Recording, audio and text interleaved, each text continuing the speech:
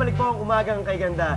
Venus Parts, kapamilya, madami naman ang mga landslide na nangyayari sa ating bansa dahil panahon ng tag-ulan. Yes. At isang landslide detector na nakakatulong para magbigay babala laban sa banta ng soil erosion o landslide. Ito ay research project ng mga Pilipinong graduate school students mula sa University of the Philippines. At ngayon, Pards, kasama natin ngayong umaga si Ricardo Sature Jr., ang Project Research Assistant ng Landslide Detector.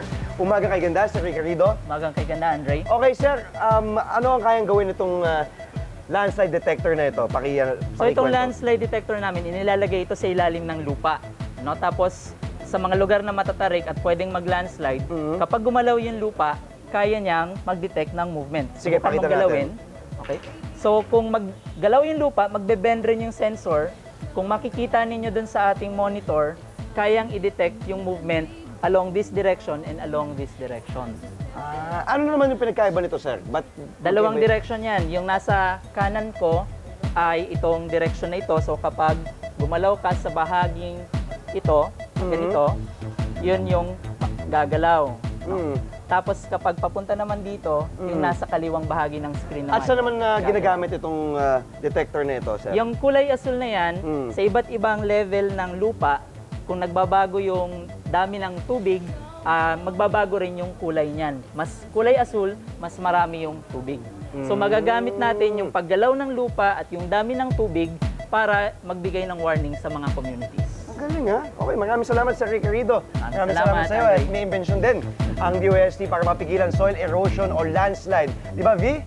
Yes, tama ka dyan, Dre. Ang mga coconut husk po o bunot ng nyog ay isa rin sa mga locally produced products na maaaring gamitin para mapigilan ang soil erosion. Kasalukuyang ginagamit ang mga eco-textiles o coconuts at biologs na inilalagay sa mga high-risk landslide areas. At syempre kasama po natin ngayon si Dr. Danilo Pilar, ang office in charge ng Deputy Executive Director for Research and Development ng MIRDC. Umagang kay ganda po sa inyo, sir. Umagang kay ganda, Venus. Yes, umagang kay ganda po. Sir, paano po ba ginagamit itong mga coco wire na ito para po mapigilan ng soil erosion? Bago yan, Venus, banggitin ko lang po sa isang bahagi po ng SONA ng ating mahal na Pangulo, binanggit niya po yung coco fiber-based products that are effective in strengthening our roads. So ito po yung tinatawag natin na geotextile. Okay. In combination po ng ating biologs, ito po yung inilalatag po sa mga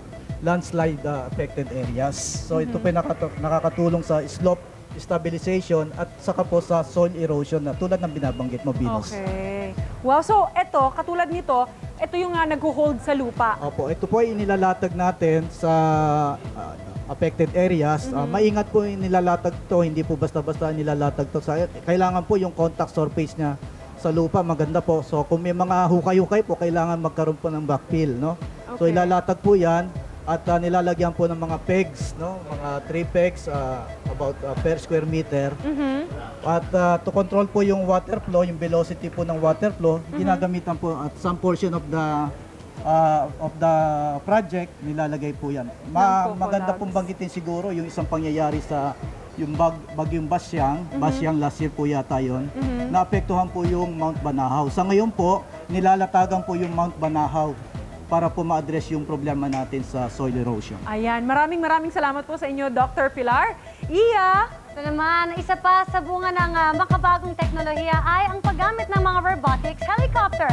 At kasama natin si Paulino Lacap Jr., ang Information Technology Consultant for Valley Robotics Helicopter. Umagang kay ganda, sir. Umagang kay ganda, iya. Umagang kay ganda, sir. Alright, so ano po bang nagagawa ng robotics helicopter na ito? Ang mga robotics helicopters namin ay dinevelop namin through the help of DOST, Department of Science and Technology, para makaka-gather tayo ng data tungkol sa flood forecasting. Sa paggalaw ng tubig? Yes. Okay. Specifically.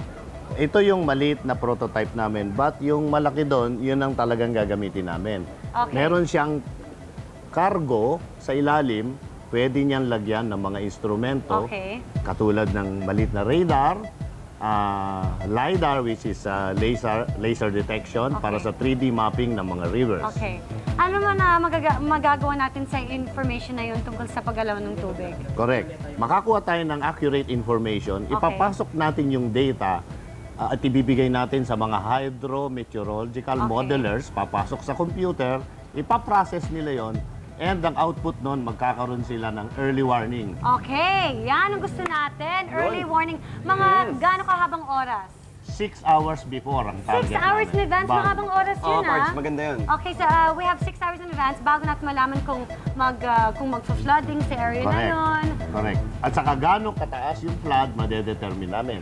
Dahil alam na namin yung accuracy ng flow ng rivers, yung flow ng tubig, pati kukuha kami ng data sa weather agency at saka sa abroad, kung anong oras babagsak yung ulan at saka gano'ng karaming ulan.